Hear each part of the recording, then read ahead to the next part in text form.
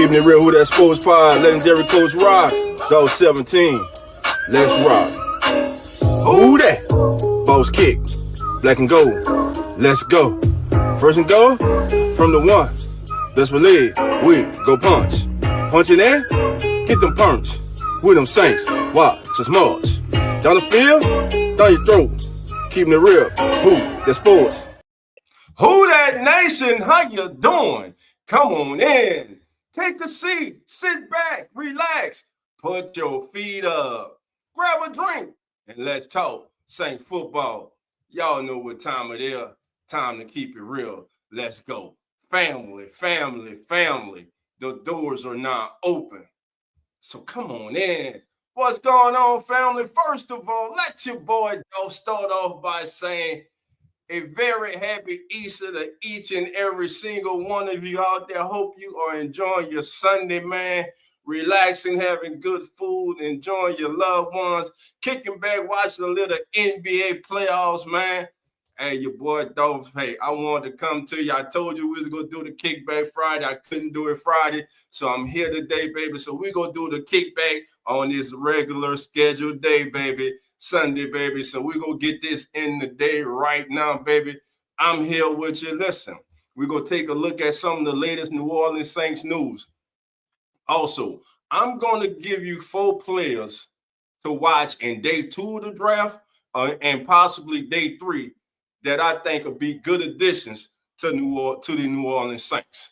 Also, family, I want you all to set your notifications bells because this Wednesday we will be dropping the video of our interview with NFL Network's and CBS's college football's lead guy starting next year in 2026, the one and only Mr. Charles Davis. We will have that this Wednesday, family. We will be dropping that video for you guys. We're putting the final touches on it.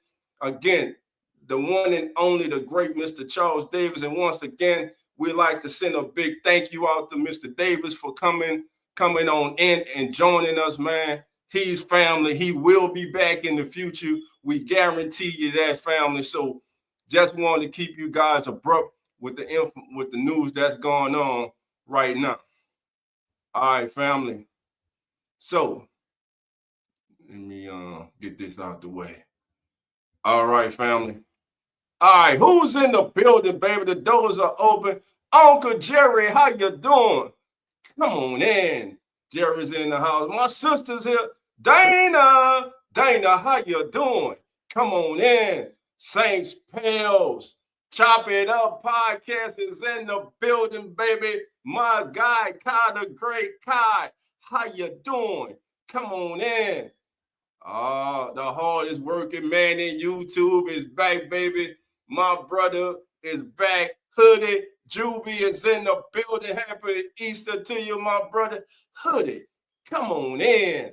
All right, who else is touching down in the building today, baby? All right, that's it. Lou Dub for real. Lou, how you doing, brother? Come on in. All right, family. Jerry says that he just woke up from a nap, had a busy few days with my family, with the church. So all is well. Glad to hear it, family. Glad to hear it. Glad to hear it. Now, we got some of the latest Saints news going. First, we go to Saints Wire USA. And there's a quarterback, family, that's coming in the NFL draft that our presumed starting tight end actually played with at Oregon. Y'all know the kid's name. He was up for the Heisman. He was one of the most prolific quarterbacks in the University of Oregon's history. I think the kid is only being overlooking this draft process because of his size. I'm talking about Oregon quarterback Dylan Gabriel. Let me try to get that up there. Man, y'all, man, I don't know what's been going on with this internet, man, but it's been rocky, man. All right, family. Here we go.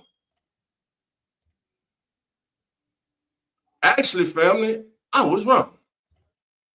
It's not Dylan Gabriel. I tell you, man. I tell you, boy. This story is by Darian Gray. It was actually University of Louisville quarterback Tyler Shuck. Now, you know, if you've been watching, like you watched last week, you've been watching the the mock draft that we had at the Come On In Sports Network, or the mock draft I just did the other day. And matter of fact, we're gonna do a mock draft today before we get out of here. But Tyler Shock, it will be a seasoned quarterback. Now you know Tyler Shock's been Tyler Shock has been in college football for 6 seasons, family. So a lot of people are looking at his age and they're overlooking this kid. Now he had a few injuries that have occurred in his career that has led him to where he is now with the University of Louisville, as he is now preparing for the NFL draft. But the kid is very talented. He's despite the injuries he's had, he's still very athletic. He can escape the pocket. He can make throws on all 3 levels that you need your quarterback to do. I think a late day 2, day 3 selection of this young man, that's an intriguing prospect that I think will look good in the black and gold. So let me get this set up for you, family, so I can share this with you. All right. All right, see, we on the screen. All right, family, there we go. Again, this article is by Darian Gray, Saints Wire USA, and it reads Tyler Shock. Tyler Shook would be a seasoned quarterback, to say the least, coming out of Louisville. His college career ended at Louisville, took a pit stop at Texas Tech, and started with Oregon. During his time at Oregon, Shook overplayed a few current and former New Orleans Saints, most notably Juwan Johnson. Shook spent the majority of his time in Eugene, backing up Justin Herbert, and that's what he was doing when Johnson transferred to Oregon. Shook entered the game in relief duty and threw 15 passes over the course of that season. None of them targeted Johnson. Though there were no completions between the two, Johnson and Shook did share the field together. New Orleans .football's Nick Underhill found they played with both players in the game against South Carolina. Since that year, Johnson has played half a decade in the NFL and signed 3 contracts with the Saints. Shock would be making his rookie debut this season. Using Johnson as a comparison is a great tool to really show how long Shook spent in college. Shook spent the next 5 years playing college football, and 2019 was even his first year out of high school. The list doesn't stop at Johnson. Ugo Amadi spent his last year in college in 2018, and he was a teammate with Shook at Oregon. Shook also spent some time playing behind former Saints offensive linemen Calvin Turnstile, Throckmorton, and Shane Lemieux. None of these players were in college this decade. Injuries decimated the prolonged Shock's career. As a result, he was teammates with players who have seen multiple contracts and multiple teams in the NFL. So Tyler Shook is one of the quarterbacks. Hey, if he's there in day 3, family, and the Saints haven't addressed the quarterback room, which I really expect the Saints to address this. Even if they don't address it at 9, maybe they trade back, see who falls to them that they really like, and that is at a area in the draft that they really like. Maybe they trade back in and get someone, or they just sit there at 40 watching the first round play out. And if a quarterback drops, a quarterback who's there, say a quarterback from the University of Alabama who has been invited to the NFL draft, will be there on opening night of the draft, and you really don't get invited to the NFL draft unless there is a strong possibility of you being selected in the first round on opening night on Thursday night, because they do not want what happened to Aaron Rodgers to happen to any other player. And remember, Lamar Jackson fell to the end of the draft when he was coming out. So could be the same thing. You could have a team trade back into the end of the first round to grab Alabama quarterback Jalen Milroe. Just throwing that out there, family. No one seems to think that Jalen Milroe is a first-round target, was a first-round pick, but as he's gone through his pro days, the NFL scouting combine, his stock has risen. He's had private workouts for teams, so his stock has risen. And now he's a fringe first-round pick, family. So Jalen Miro could go before some quarterbacks that were more seasoned and more prolific in college than he was in throwing the football. Okay, so that's just something to keep an eye on, family, right there. Let me get this. There we go. Boy, Dolph is back now. All right, get that off our stage. Okay, family. So that's one thing, and of course we're still dealing with this Derek Carr situation. Saints right now, simply put, he's not been here for OTAs. He hasn't spoke this entire off season. Wasn't here for the Super Bowl. Was not there when the new coach was introduced. Has not publicly supported the new coach or say anything about his new head coach. It is simple. The man does not want to be here. After this man literally said, after saying he will not take a pay cut, he said to Catherine Terrell at the end of the season, he said, and shout out once again to Matt Moscona for parting this out so great this past week. In Derek Carr's own words, he said, when asked, restructure, most definitely. But now you're upset about the restructure. Listen, you don't need that type of person in your locker room. Here's what I call Derek Carr, family. Derek Carr right now is a lover scorn. And here's what I mean by that with a lover scorn. Derek Carr was got his heart broken when the Raiders decided to move on from him. Derek Carr's heart was still with the Raiders. Derek Carr's heart still bleeds. His veins still bleed silver and black, no matter what he says. Now, he took the money to come to New Orleans because he had a familiar face here, a familiar person who's the head coach at that time that wanted him here. But his heart was not here. When he touched down here, he did not put his footprint in the city. He did not open up to the city. He did not receive the love that he could have had if he would have done the one thing, like you've always heard me say, Drew Brees has said it, you said it, everyone said it. If you love the city will love you back. He didn't get the city a chance to love him. The Saints were his rebound.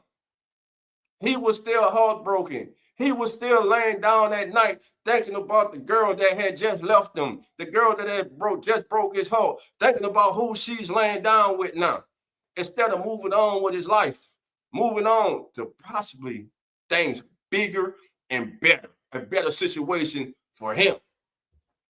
But no, he was healthy the majority of his career till he came to New Orleans. The man started getting hurt.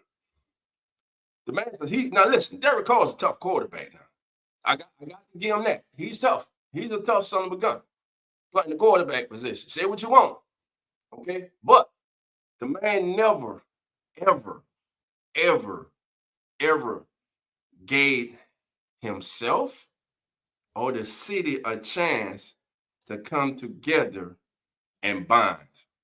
And that's why you have all this animosity plus the shortcomings on the field. You're 14-13 as a starter in 27 games with the New Orleans Saints.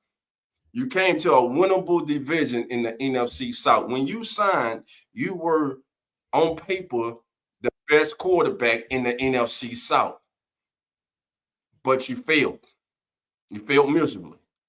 There's no other way to put it. Alienated teammates, calling teammates out on the field. Eric McCoy wanted to take your head off. And he just came over as disingenuous at times. Oh, yeah. When we want to win bad, we want to win bad for Who Dat Nation. It don't even sound right coming out your mouth. It didn't sound right coming out his mouth. And I'm just being honest with it. I'm trying to take, and I'm saying this, and I'm taking my fan part out and putting my journalistic stamp on this. What I'm saying. The man just came across as A-K-E, when it came to speaking about his admiration and love for the city and who that nation. It just wasn't authentic. In this city, in this fan base worldwide, we can smell manure. We can smell BS. Can't BS us, bro. It's best he stays home. How can you bring this man back into the locker room? How? If you're a teammate now, you know this man right here does not want to be here. Your brother, supposed to be brother, he doesn't have your back right now. He doesn't want to have your back. He doesn't want to be part of the fold anymore. Fine. Because simply put, I want those who want to be here. If you want to be a New Orleans Saint and want to be here, we want you. Now, if you don't play good, we're going to talk about you. Because that's our job. As a fan, we play our money. Hard-earned money. So we're going to have our opinions. Now, some may go overboard. And when I say overboard, some of us go, despite your displeasure with Derek Carr, some of you assholes, and I'm going to say it like this, some of you assholes go too far when you start attacking a person's family. Still in all, this is a game. But when you take it off the field and you take it to you take your insults and your venom and stuff toward their family, that's wrong. And who that nation, we not built like that. Come on, man, we better than that. But then again, that's those fake ass fans to me. Those the ones that only want to ride when things are good. Those the bandwagon jumpers. Because right now they're off the bandwagon. They're talking plenty shit about the Saints. Yeah, I talk my noise about the Saints. You see what I'm wearing though, right? Everybody know what I rock, what I represent. And just in good times. Everybody wants to jump on when it's a good time. Everybody wants to be there. But now it's hard. A lot of us ask for a rebuild.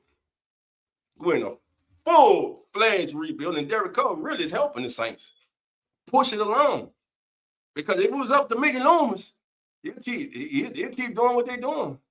Man, listen, let's find us a young quarterback. You got one young quarterback in the building. Now, we're going to read another article where it says that the front office likes Derek Spencer Rattler. But what about the new coaching staff? I heard that they were intrigued, but how much do they like him? I knew one thing. If I was them, I might like him. I might be intrigued by him, but I don't like him enough, and I'm not intrigued by him enough not to draft me a young quarterback in this draft, not to bring in competition for him in this draft. I tell you that. You're going to have to go out there and you're going to have to earn it. And when I say draft for young quarterback, people say the Saints haven't drafted quarterback since Archie Manning. They have. They just have them draft a quarterback in the first or second round. So to me, you have to get a quarterback in the second round or trade up to get back in the first round if there's a quarterback there that you want. Now, everybody's screaming, man, look, the Saints sent. Here's my scenario, family. I heard this last night. It was from, I forget the gentleman's name for CBS Sports. But he said that the Saints' lack of attention paid to Shedeur Sanders' pro day was a example of them not being that much in love with Shedeur Sanders as their quarterback, but you had the GM, the head coach, and everybody else at Ole Miss for Jackson Dart. Could there have been a smoke screen? Hey, let's go. Let's all go to Ole Miss. Let's play like we're not that interested in Shedeur Sanders. Do everybody have a mock? But you don't hear us really talking about him that much. We're not going to have a big contingent unit out there at Colorado's pro day. You see how that can play, family? You see how that can play, how you can play that game? It's all the game right now. You got misinformation going on like crazy now leading up to the draft. You got teams who will spread rumors on players so they can get them players, that player to drop down the board and get closer to the range where they are so they can trade up to get that player. It happens every year. It happens each and every single year, family. All right, who we got? Right, Jerry still saying he just woke up. Marley Marl, how you doing? Come on in. Dog CB get, man, tell my shout out to my brother CB, man. WN, who that? Who that to you, my baby? WDN chat line, baby. Shout out to my brother CB over there. JT is in the building, my brother. JT, how you doing? Happy Easter, my brother, and blessings to you. JT in the building with that loud ass Boston acoustic. What's up, JT? Hey, JT, don't get a damn tongue eating grapes today, bro. While y'all there, yeah. All right. What's up to our brother Booker? It ain't Booker T in the booking, baby. Booker R, how you doing, my brother? Come on in. Booker's in the building, baby. Booker says, Dolph, with the 9th pick in the NFL draft, the New Orleans Saints select quarterback Shedeur Sanders from Colorado, and the man got his hands like this. All I know, like I said with Hoodie, them the other night, man, the kid's just a winner. He just wins, man. He just wins. Hey, I'm with you. My boy, J-Rock, how you doing? Come on in. J-Rock's in the building, baby. Who else we got? All right, family. Let's get to our next article, baby. Let's get to our next article. All right. What we doing there? There we go. Man, it's internet, man. Have y'all been having problems with y'all internet, man? I'm talking to a couple of family members around the country about the internet has been acting crazy, man. I don't know, man. We gotta watch ourselves out here. All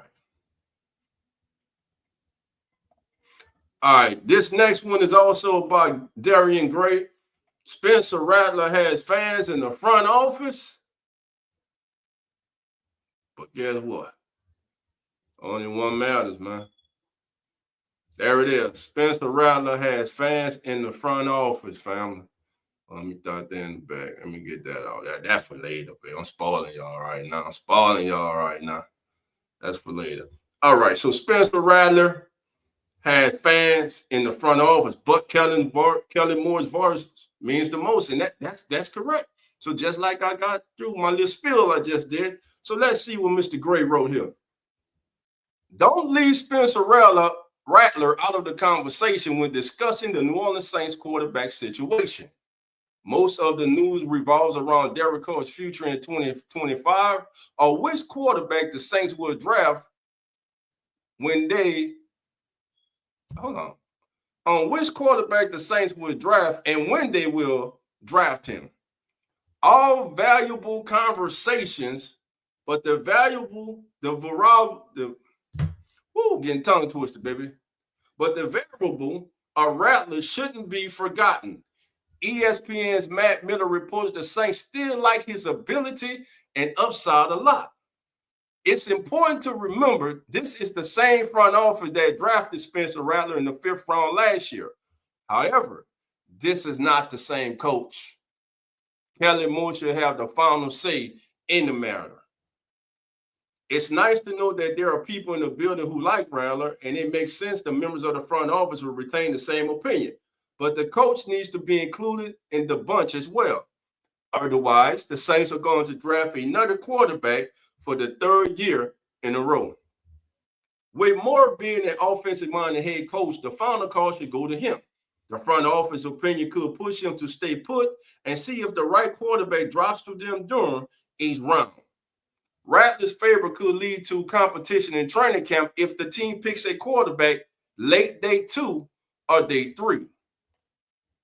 Moore has excused Rattler's record as a rookie and complimented some of the flashes he was able to show. All in all, Moore didn't give a lot to gauge how he felt about the second-year player. The tone was positive and sounded like he'd be willing to work with Rattler. But it's no telling if Moore likes Rattler as much as the front office. That will be discovered over the course of 7 rounds. And I'm telling you now, they're taking the quarterback. I listen, again, it may not be with number 9, but the Saints will be taking the quarterback in this draft. Again, they have no other option but to take a quarterback in this round, family. They have to. They have to take a quarterback in this round. I mean, in this upcoming draft. Now, again, if you get a playmaker, because let's not, besides quarterback, we need help everywhere. We need help on the defensive line. We need help at linebacker. We need help in the secondary. We need help, again, on the offensive line. We need a reliable number 2 running back. We need a reliable number 2 running back. Love Kendre Miller. Can't stay healthy. Can't stay healthy. That's been his problem in the first 2 years in the league. Availability. If you're not available, it don't matter how good you is, because I can't use you, because I can't count on you. The skill is there. The talent is there. There's no doubting it. It is there with Kendre Miller. The thing is, Kendre Miller is not there on the field on game day enough to let that talent show for the world to see. That's the problem. All right, we got a few new comments.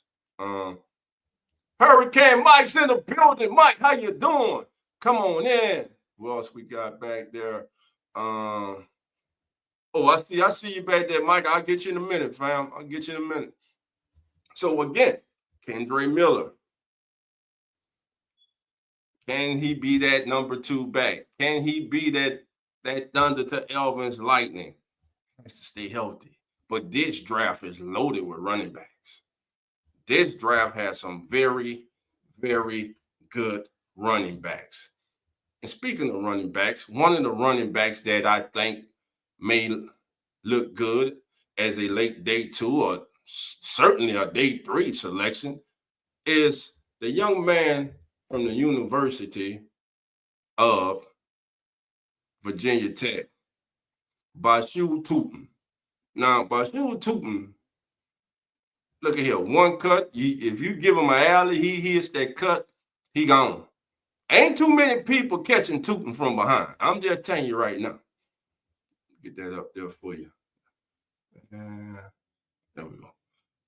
So that's Tupin right there. Young man played at Virginia Tech, ACC player. As you can see there, look, vision, and look at the burst. It's over. Look at the burst. It's over. Now, compare that to, guess what? Who is that?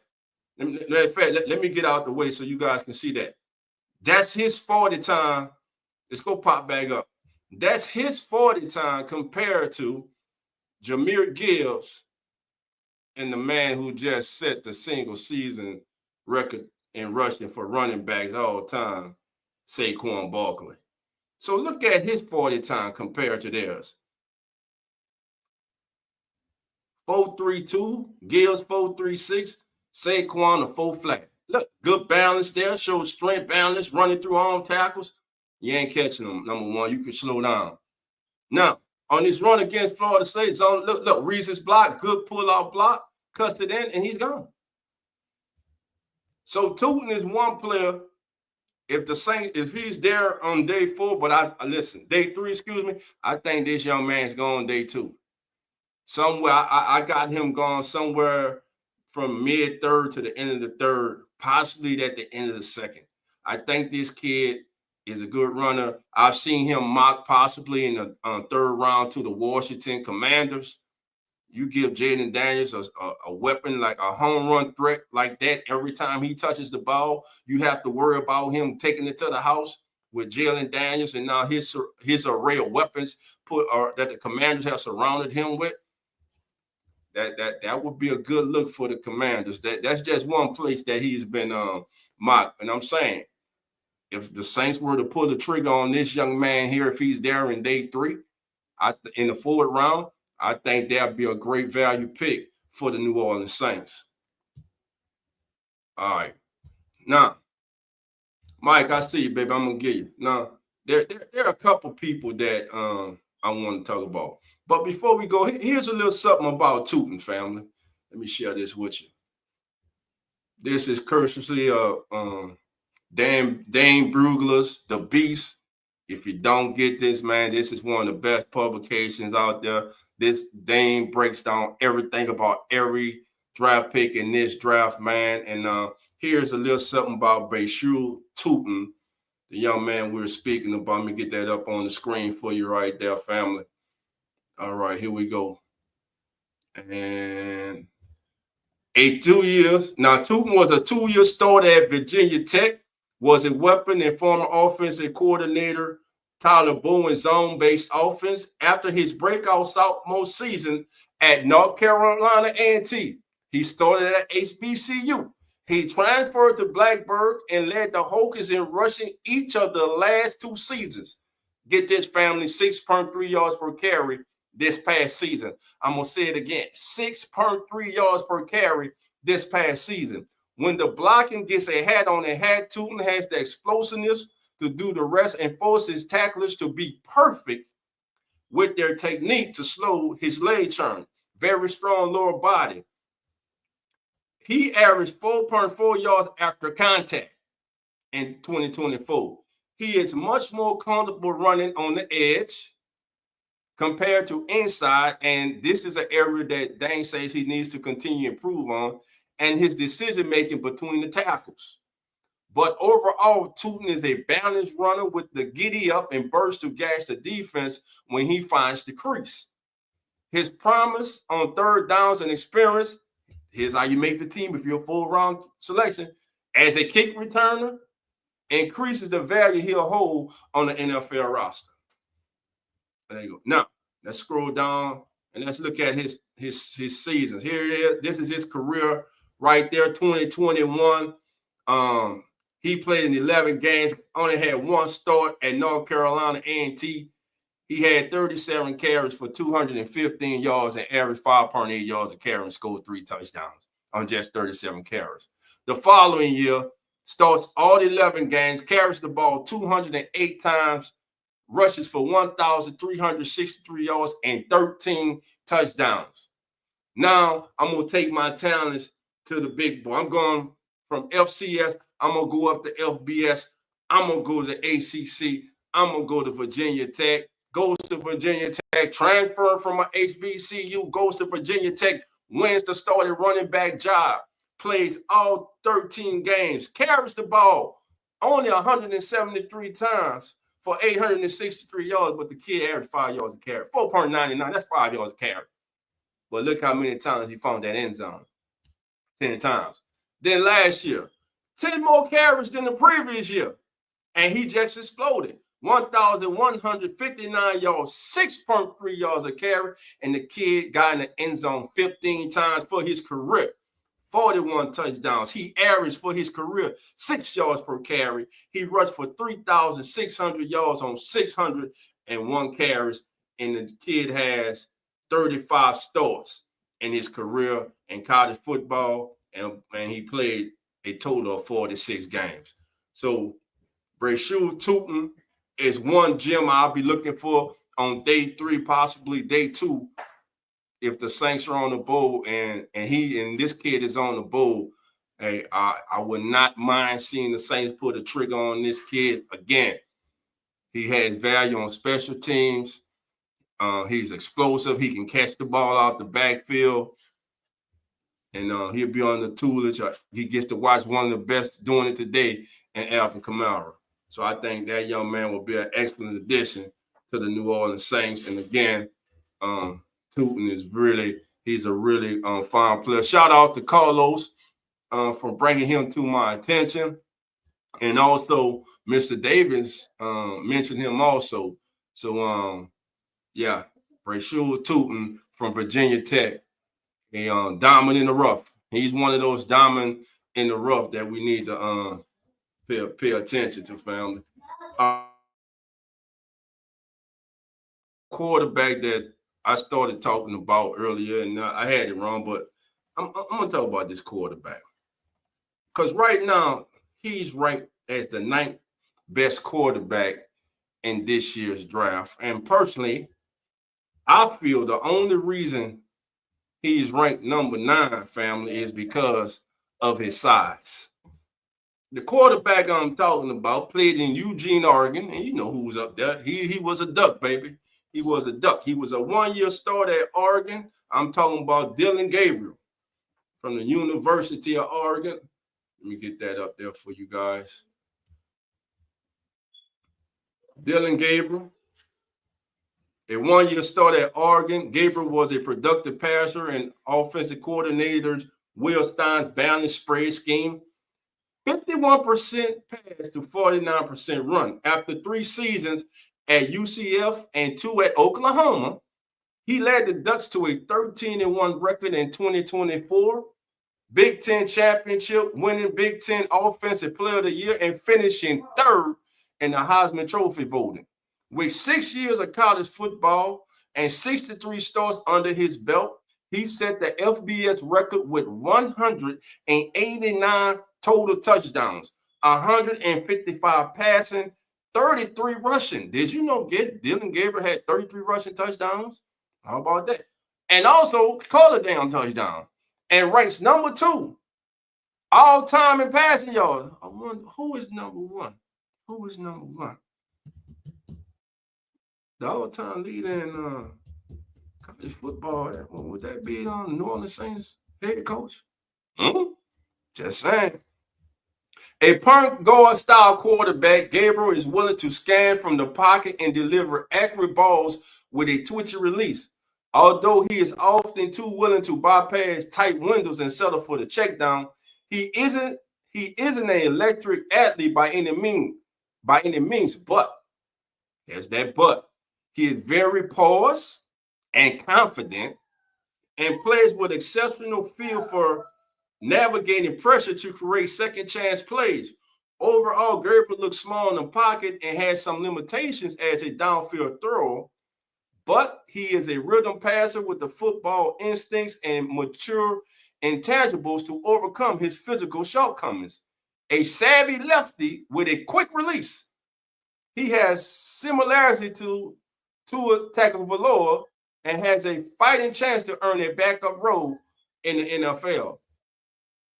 And from what Dane, let's just say if with this assessment right here, if Dane was to change that name to Spencer Rattler, I kind of see the same, but I think career-wide, Dylan Gabriel had a wonderful career in college, and let's take a look at it. Check them out. Watch the wheels here of Dylan Gabriel.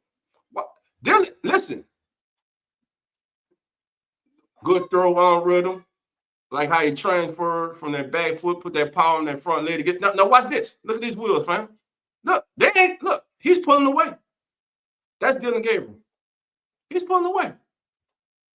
And listen, again, when you look at Dylan Gabriel's stature, Dylan Gabriel's, how tall is Dylan? 5'11".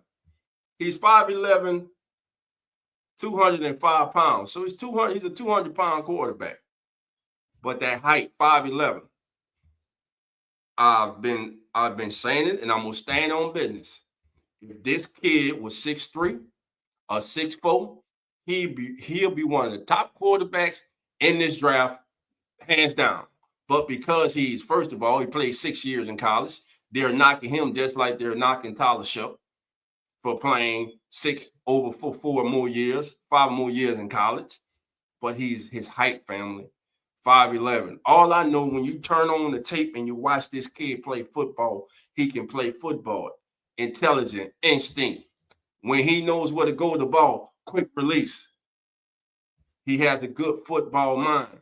To me, I think he's a value pick. If the Saints go, let's say they don't get a quarterback, they want to get 2, and Dylan Gabriel's there.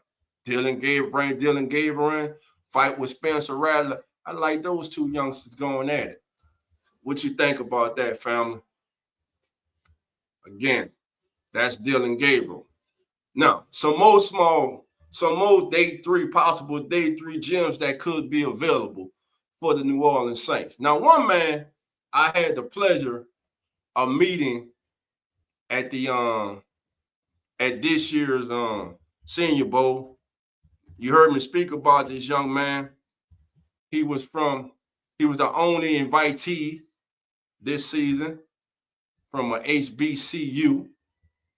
Alabama A&M tackle, Carson Vincent, 5 years senior. Vincent, a big kid. The young man stands 6'7". And this is him working at the Senior Bowl. That's Landon Jackson from Arkansas, who a lot of people like, working against Landon there. 6'7", 314 pounds. And here's what they say about Carson Vincent. A 5-year starter at Alabama A&M, was a pillar at left tackle and former offensive coordinators Dwayne Taylor's balanced run scheme. Lightly recruited out of high school, he was a diamond in the rough and developed into one of the top 9 FBS prospects in the 2025 NFL draft. He is trying to become Alabama A&M's first draft pick since 2011 and his first offensive player drafted in over 30 years. That's going to happen. This kid will hit his name called. I'm telling you, he that good, and he acquitted himself really, really well at the Senior Bowl. He had up and down tape against the 2 SEC opponents on the schedule the past 2 seasons, Vanderbilt in 2023 and Auburn in 2024. But he didn't look out of place during Senior Bowl practices. In pass protection, Vincent has the feet to answer edge rushers and put his length to good use. Although crafty rushers can manipulate him out of position and use his aggressiveness against him, his pad level issues also show up in the run game, leading to shaky contact balance when attempting to control defenders and draw foes through the ground. Overall, Vincent has some habits that must be fine-tuned before he is ready for NFL competition. But he has intriguing physical traits with the energy and desire to get the most out of his ability. There shouldn't be any expectations of an immediate return on investment, but he is a worthy draft and developed lineman. Again, coaching, and he has him as a possible 5th-round grade. Again, some team may have this kid, though he leads development, they may have him as an end of day 3 prospect. They may feel that if he's sitting there at the end of day 2, that they may not be able to get him if they really like him at the beginning of day 4 in the 4th round. So somebody may trade up to get him. Or someone may trade up from the mid 4th round, trade up to get him. Somebody's going to get this kid. And like Dane said, give this young man time to develop. Coaching, the kid has a great work ethic. Everyone we spoke to, great young man, humble young man, but he's a different player when he puts that helmet and shoulder pads on, baby. He's all business. And again, I love what he said when interviewed at the Senior Bowl. You know what I'm saying? I'm not a charity case. I'm not a charity case. I belong here.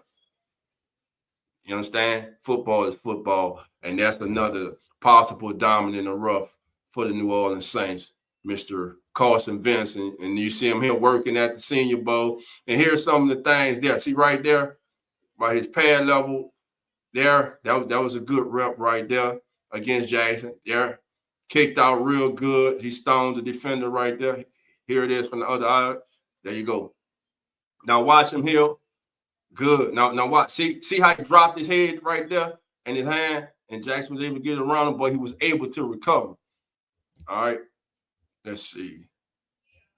All right. Some more of your comments.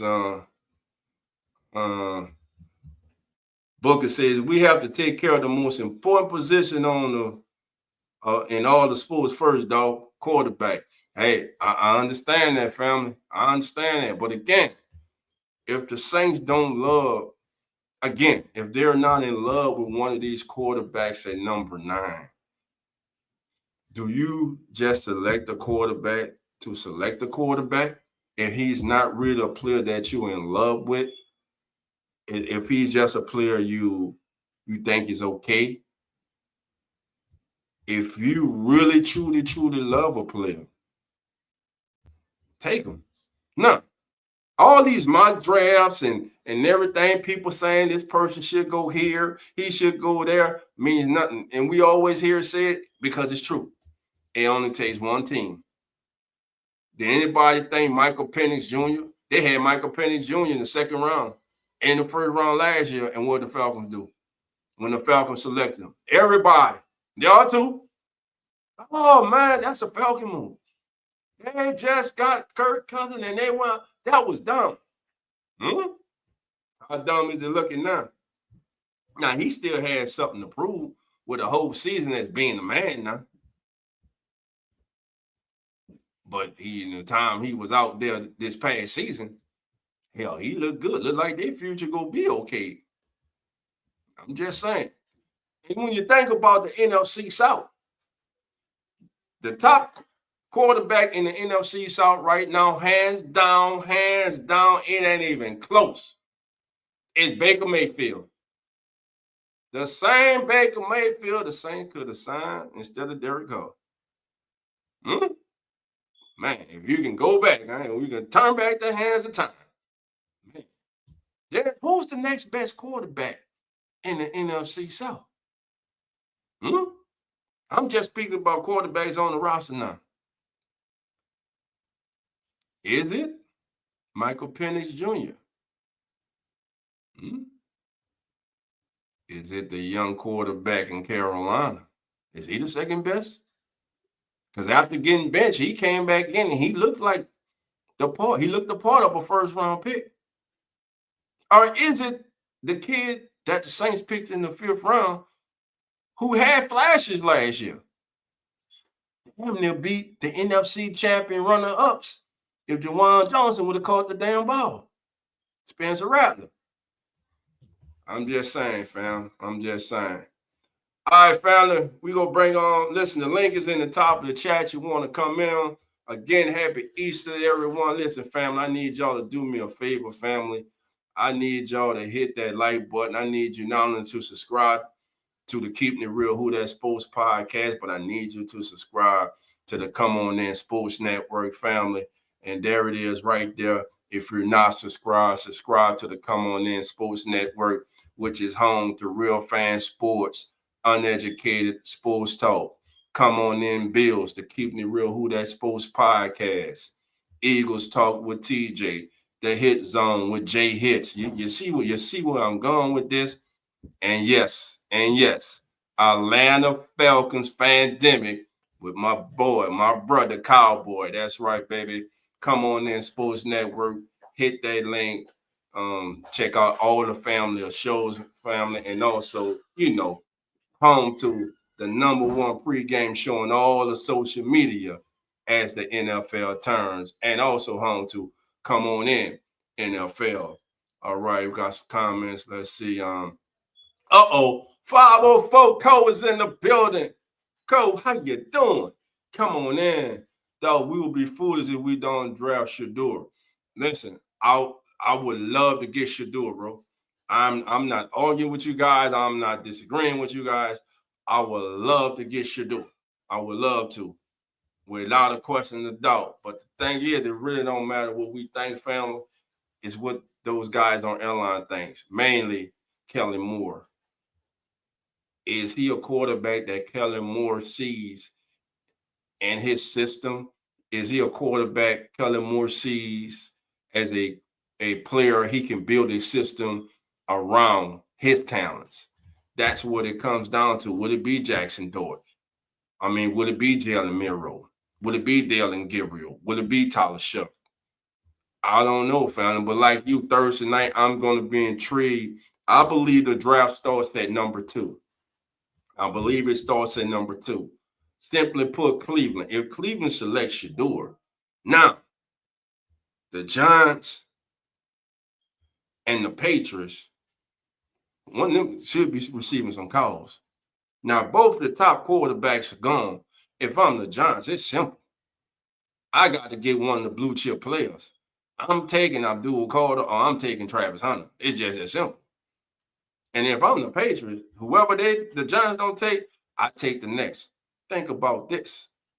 To me, and if you haven't watched this kid, you need to watch him.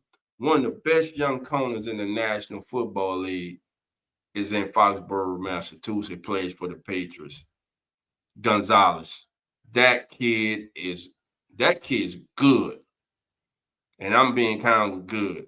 That young man is good. And you pair Travis Hunter with him.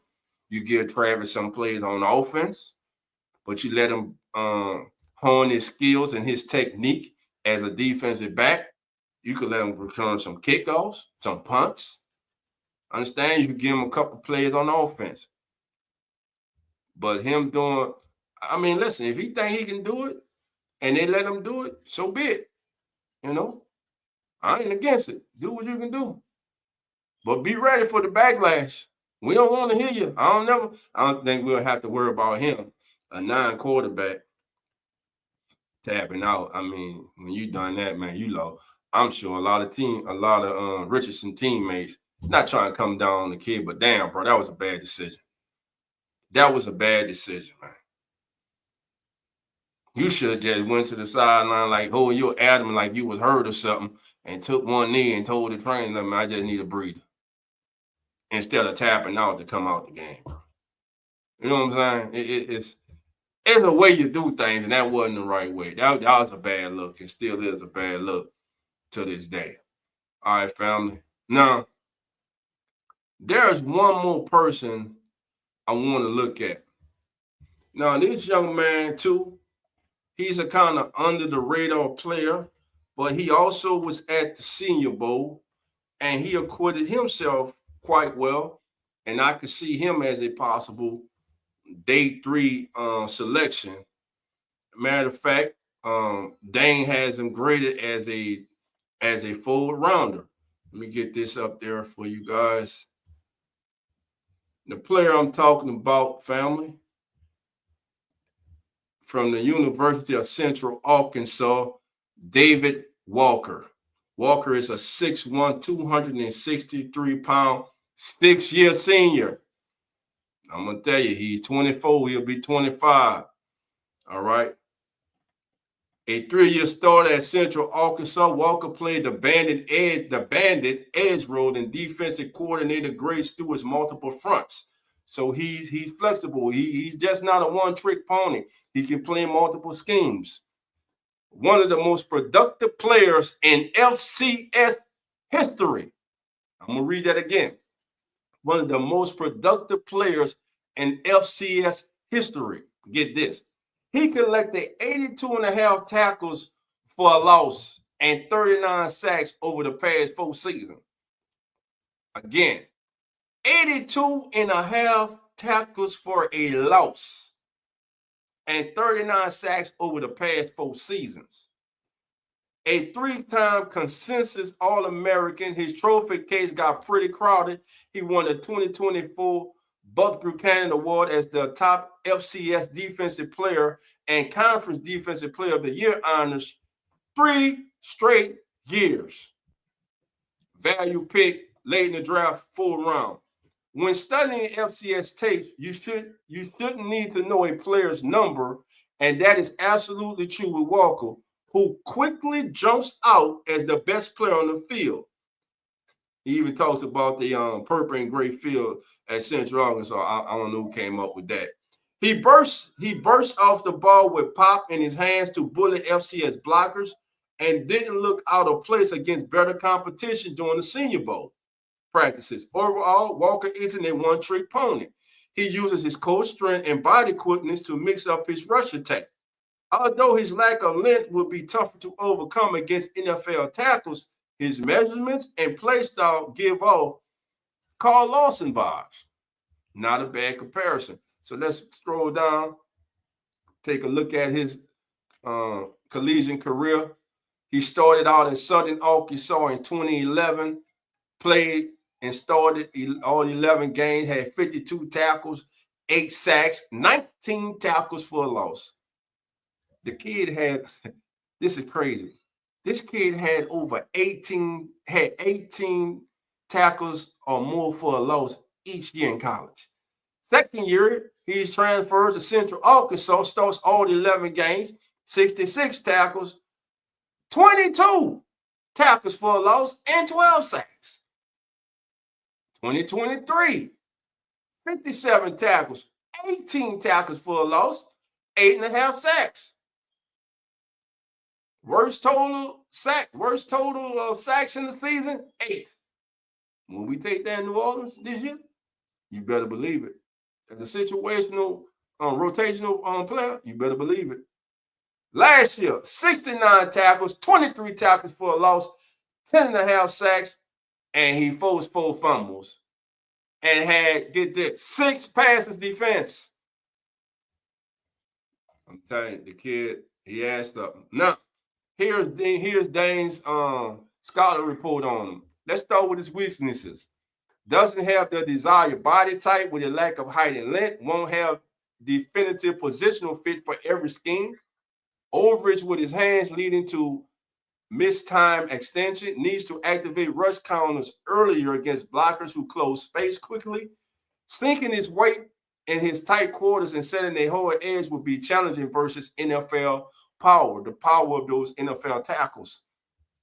Face only 2 powerful opponents, Ole Miss, Oklahoma State, in 3 seasons in the FCS. Will be 25-year-old rookie. Again, that's what we're penalizing kids for staying in college and gaining experience because of various reasons, maybe because of the pandemic and also injuries and everything. Now, here's his strengths. Quick reaction athlete with burst to disrupt gaps, use natural leverage to bend, dip underneath reach of the block. And I'm going to show you a video where he did that at the Senior Bowl, man. He just whooped the tackle. Effective bull chop move and generates power from lower half to go through the blocks. Can play pass blockers with his eyes. Flashes violence and hands to punch and separate. Plays run well when hands and feet stay in unison. Became more of a drop defender in 2024. 17% of snaps on passing downs. Voted a 2024 team captain. Head coach Nathan Brown said that he is as respectful and humble as respectful and humble as they come. Guys follow him. The kid has that leadership quality in him. Historic production and lived in the backfield, made 33.8% of his career tackles were in the backfield. That's insane. And he's sturdy, played a variety of front 7 spots throughout college. Now, let's take a look at this video here, family. Let me get this out the way. Let me show this video of him where he did this tackle in the Senior Bowl was just wrong. Where is it? Here we go. Why is this, family? Why is this? Look. Here he is against Oklahoma State, FBS competition. But look the get off. And watch him here power. The back tries to chip him. Tackles got to hold him. Should have been a holding call. Again, he flashed. He flashed at the Senior Bowl, family. He definitely flashed at the Senior Bowl. David Walker, Central Arkansas. So there's 4 diamonds in the rough that I would not mind hearing, who I wouldn't mind hearing their names called as the newest members of the New Orleans Saints during this upcoming week's NFL draft. All right, family, before I get out of here, I got Hurricane Mike in the back. I'm about to get Hurricane Mike on. All right, Mike, how you doing, my brother? Happy Easter to you, my young brother. Happy Easter, man. What's going on with you, Mike? What's going on? Not much. I heard what you said on the show, and I would say this. I think when it comes to the especially the quarterback situation, look, everybody has their preference, right? However, I know I don't work for the Saints or nothing, but a quarterback that I like is a guy that's not scared of the moment, okay? Right. And that's why I like Shedeur Sanders. Because I feel like when he was at Colorado, yeah, they may not win every game. Because his career record at Colorado was 13-12, but what he proved to me, he was not scared of the moment.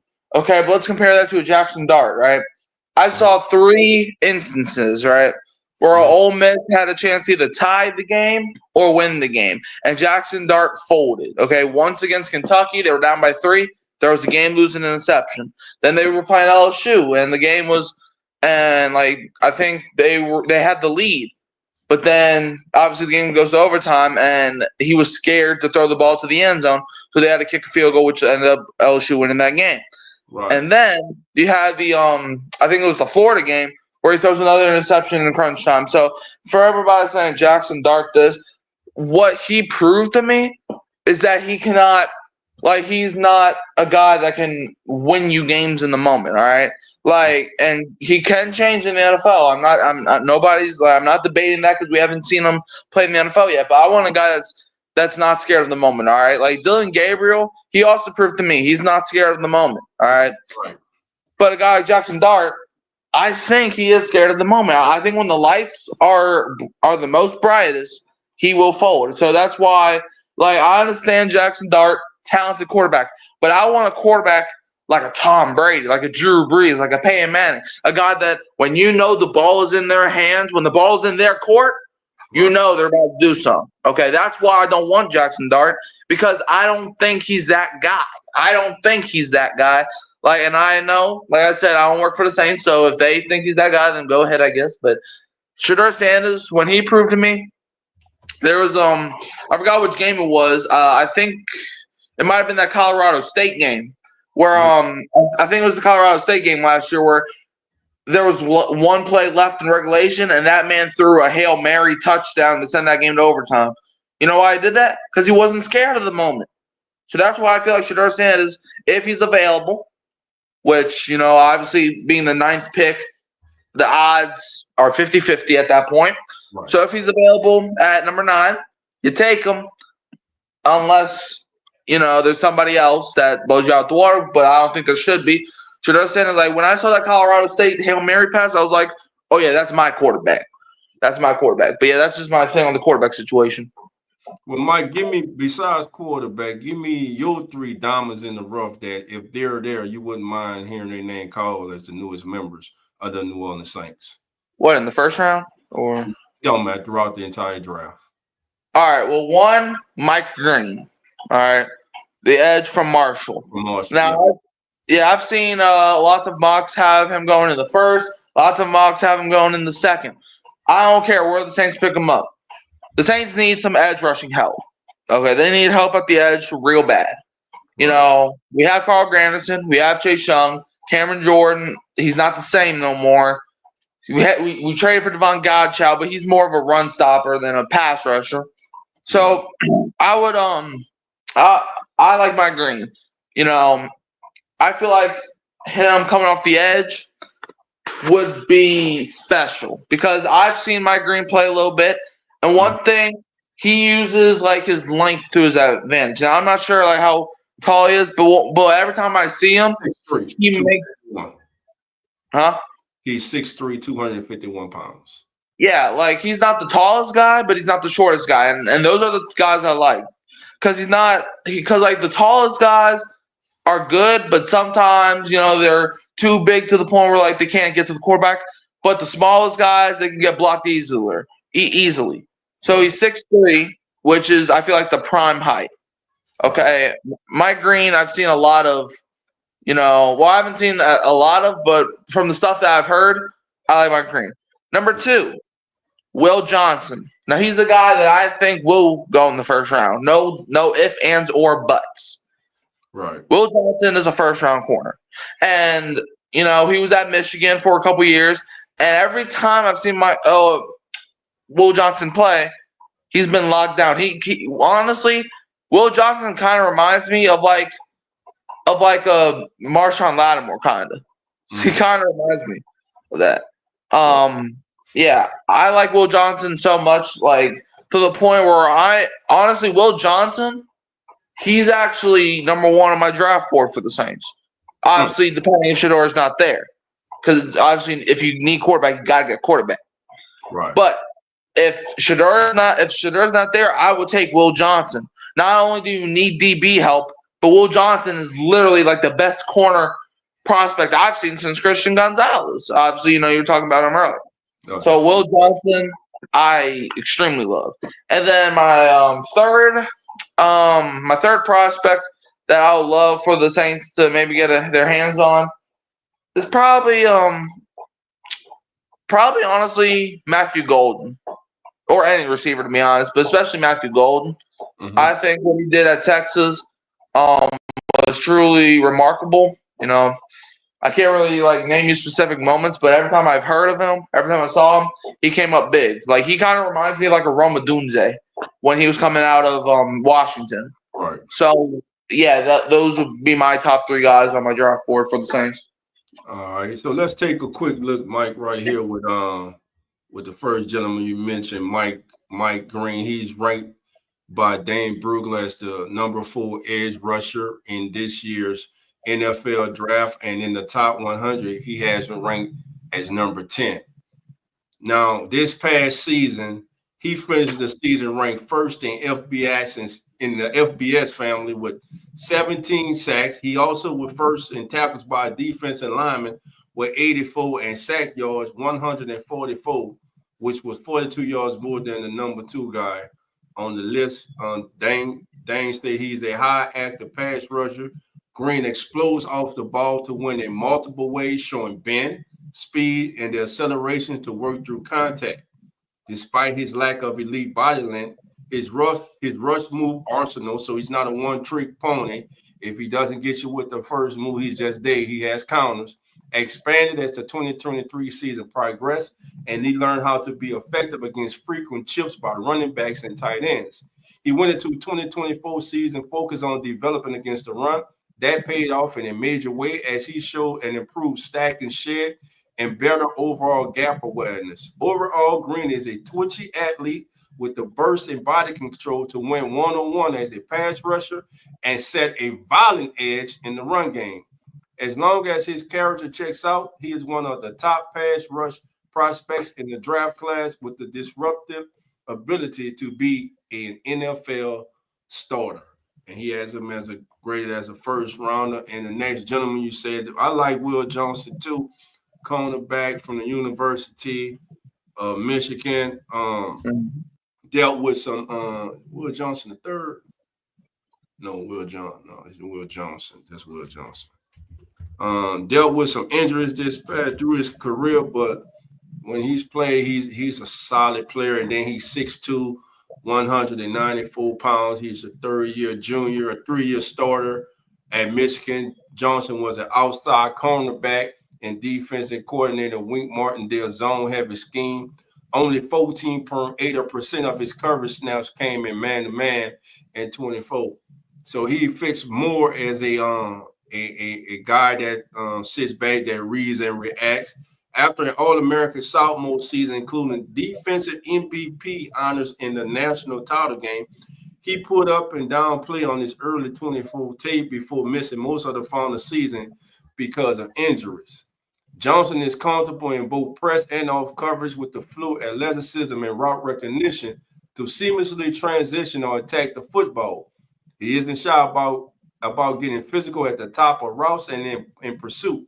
But his tackling mechanics and execution need work. Overall, Johnson is more good than great in terms of twitch and speed, but he has outstanding eyes, feet, and coverage IQ to match and make plays on the football. He projects as a day one starting outside cornerback in the NFL, and he has him as a either gone in round 1 or round 2. And who was the last? Who was the last guy? The last guy's Golden. Oh, Matthew Golden, wide receiver from Texas. Let's see. Yeah. Matthew Golden.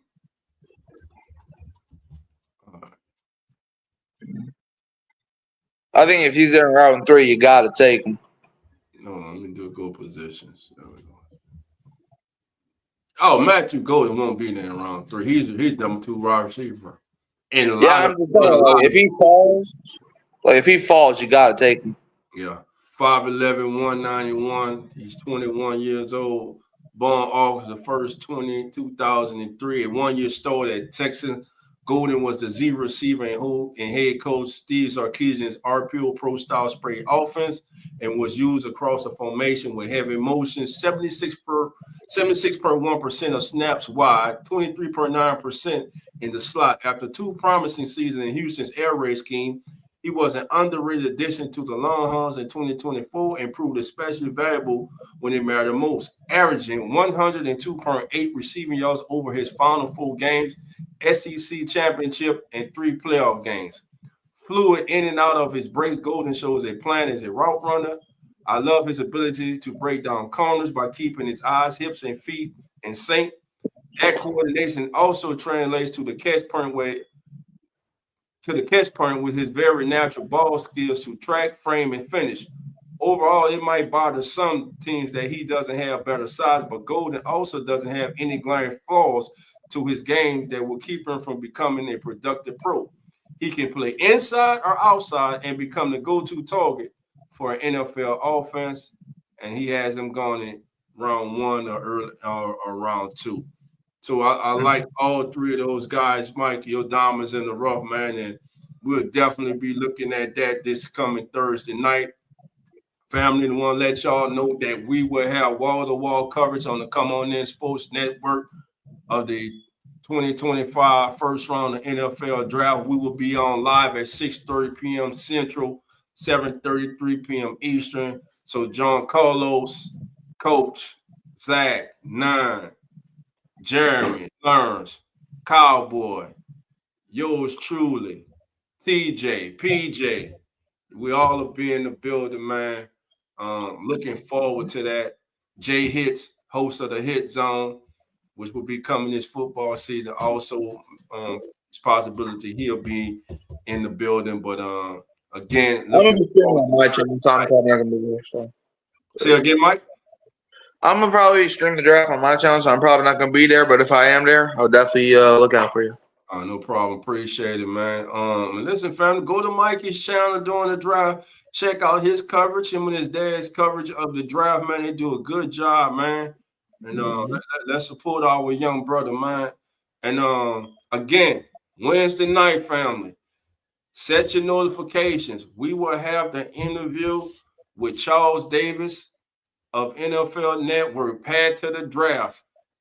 College football on CBS and Fox. That's right. He will be the new lead analyst for CBS college football beginning next season, as he has been hand chosen to replace Mr. Gary Danielson, who is calling it a career after this season. So the great Charles Davis, man, will be in the building. And when you talk about an education on the game of football, man, it was a great interview, family. I'm telling you, you're going to love it.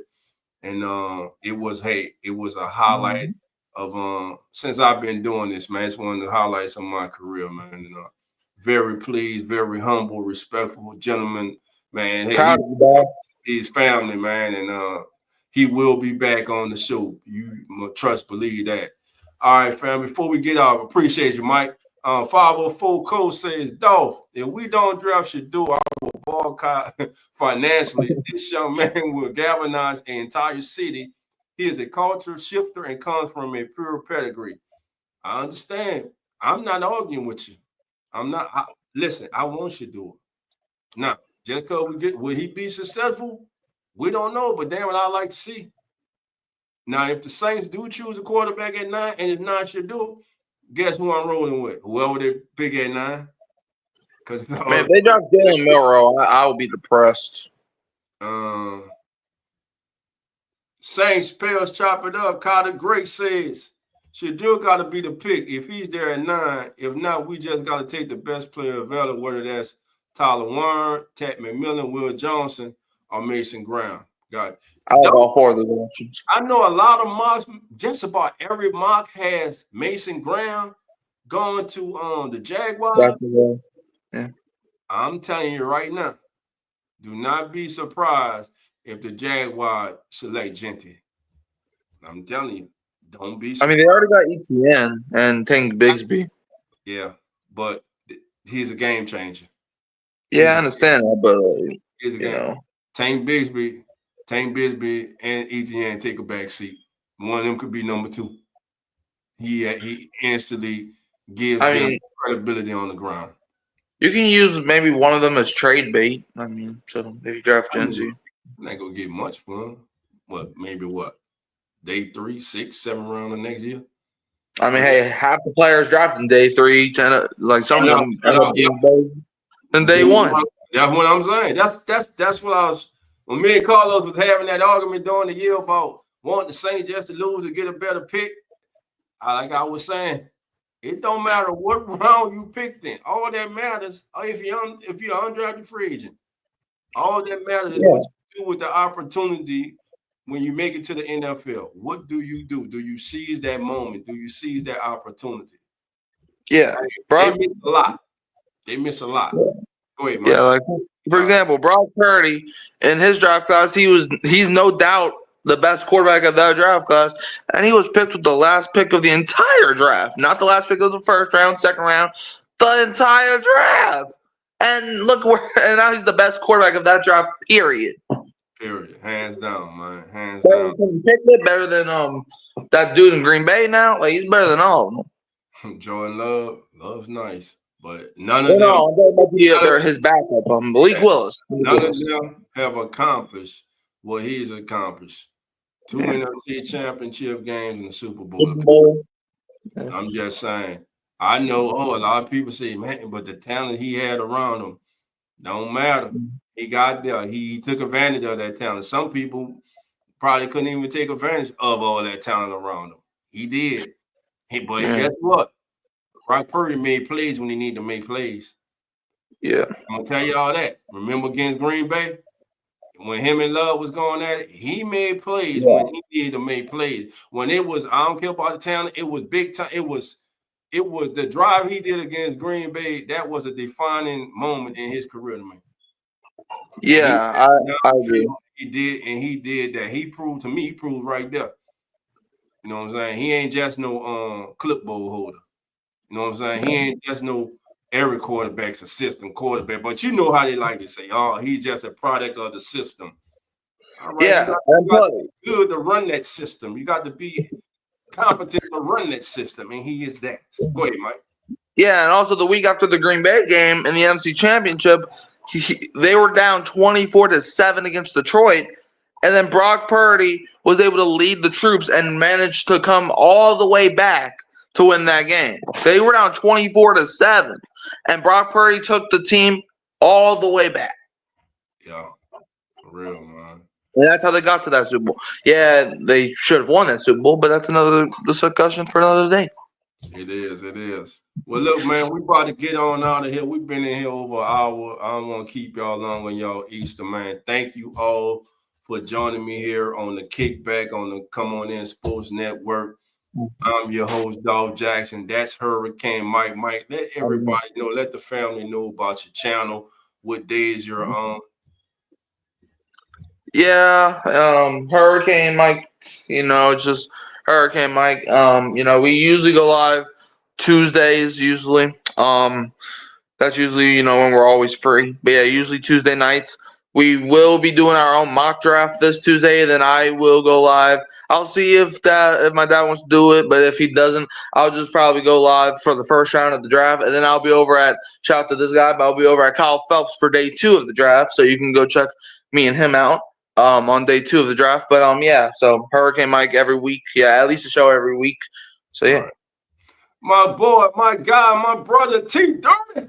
Yep, T30. What's up, baby? Happy Easter, you and the family. Come on in. Hey, family, before we get out of here, everybody in the chat and Hurricane Mike, right now, put it in the chat right now before we get out of here. With the 9th pick in the 2025 NFL draft, put it in the chat.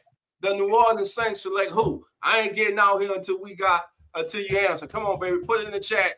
The Saints select who? I'm about to put my answer right now. It go surprise y'all who I'm gonna put. I'm gonna put somebody in the chat right now. Do I really feel? Yeah, I'm going there.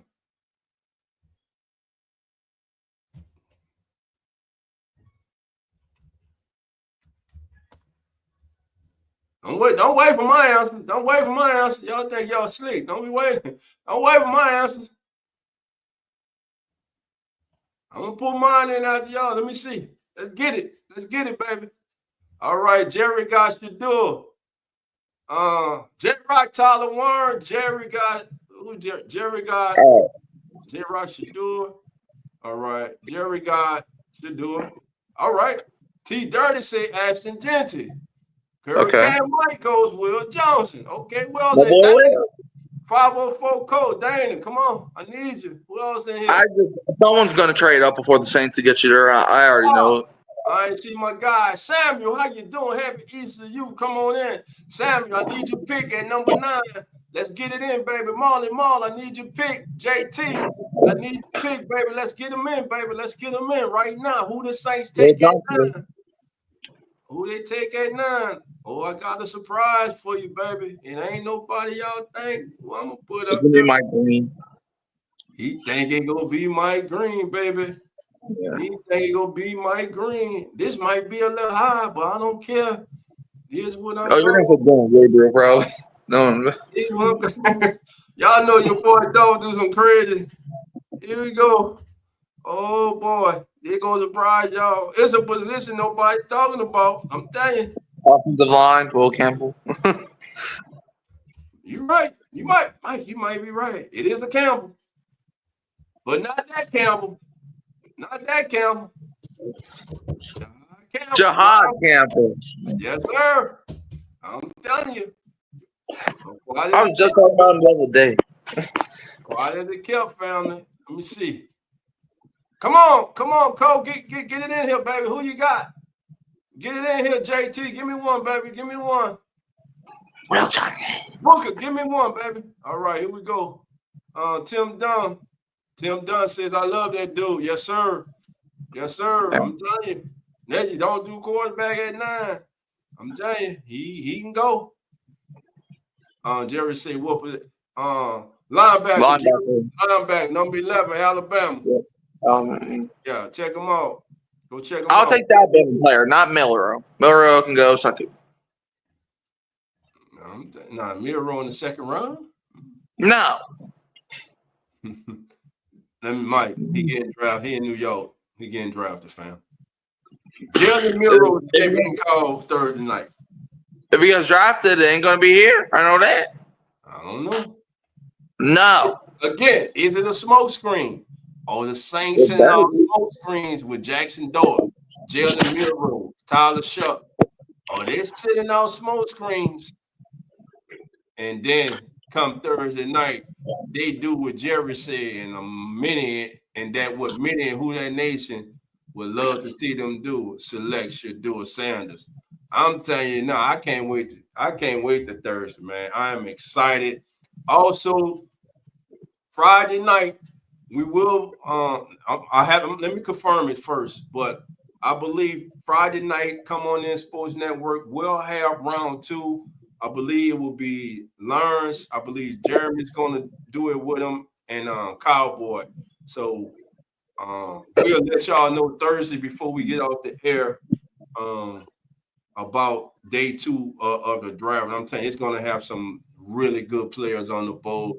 And day 2, this draft is deep at running back, tight end, defensive line.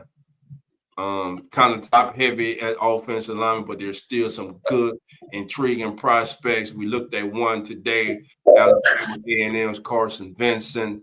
On the defense side of the ball, Central Arkansas's David Walker is another one in the backfield. Again, Kendra Miller can't stay healthy. Bashu Tootin from Virginia Tech could be a steal for the New Orleans Saints on day 2 or day 3 of the NFL draft. I don't think he'll be there day 3, but in day 2 of the draft. Remember, the Saints on day 3 right now are scheduled to have 3 picks, 2 in the 3rd and 1 in the 2nd. The Saints have 3 picks in the top 100, and they have 4 picks in the top 115. They need all 4 of them to hit. They need all 4 of them to hit in this draft, and it could change the direction of this franchise. Well, with that being said, I'm about to get out here, let you guys enjoy the rest of your day. Go watch a little bit of this NBA basketball. Again, once again, happy Easter, everyone.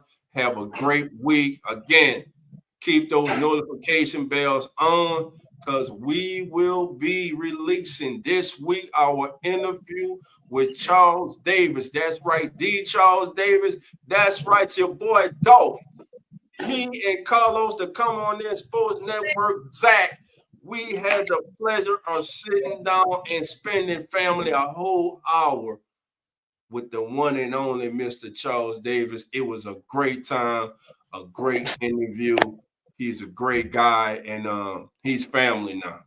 And he will be coming on in once again. So with that being said, family, y'all know how we get out of here. Love, do that.